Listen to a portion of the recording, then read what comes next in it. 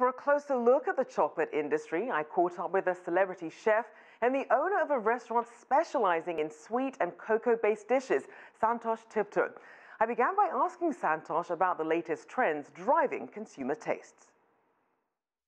So the trends is like, people are more health conscious and they want to go more towards dark chocolate.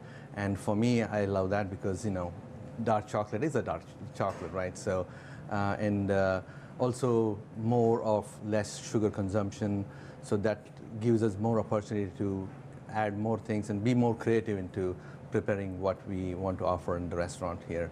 Now, it's funny because you would think that when you hear healthier choices, less sugar, that would, that might be something that would worry a chocolate maker. So why isn't that worrying for you? Yeah, because like here, especially for me, it's more, it works to my advantage. I kind of infuse or incorporate cocoa or chocolate into my savory cuisine where you don't need much sugar. So cocoa bean itself I use as one of the main ingredients, and that will enhance the overall, the dish itself. Now, you're someone who works in a more specialized, more artisanal sector of the chocolate industry. So how do you see the landscape changing over the past few years versus how it is if you're one of these mass-produced companies? Yeah, I'm very happy the way it's going at the moment.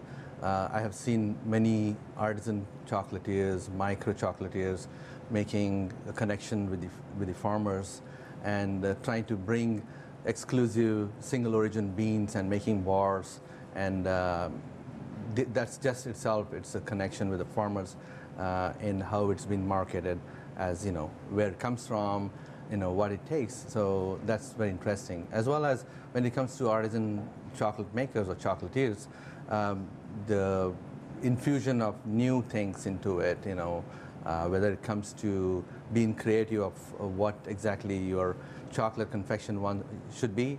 It can be a dessert-oriented confection or something you want to introduce fruits into it, or the trend is right now different use of citrus fruits, or same thing like when it comes to dessert, like you come with like a creme brulee version of a chocolate bonbon or a tiramisu, or it could be a cheesecake, of apple pie, so there's so many nice things happening. So that's interesting. You see it as an opportunity for chefs to be more creative and not really sort of back away and shift into other things.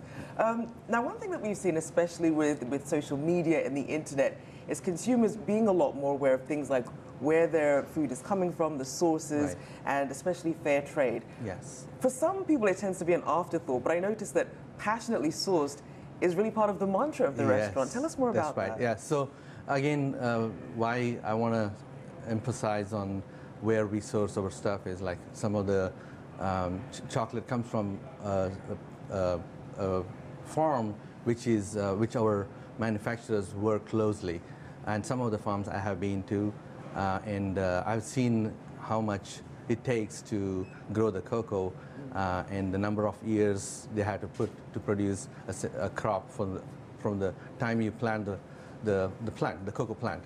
So that kind of thing, when you look so deep into it, you really want to make sure that they get their fair price.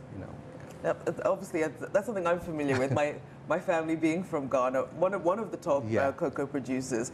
But countries like Ghana and the Ivory Coast, they are having some trouble with their crop yields. We've seen some of these cocoa producers really struggling, and that's brought up this issue of potentially using genetically engineered, which is when you kind of adapt the cells differently, versus genetically modified, where they're adding something that may not be naturally occurring to the crop. What are your thoughts on that? That's one thing which is kind of shocking, but also the way the scientists are working towards how this industry is facing shortage of cocoa as we go into further years because of the climate change, and also how difficult it is to grow cocoa.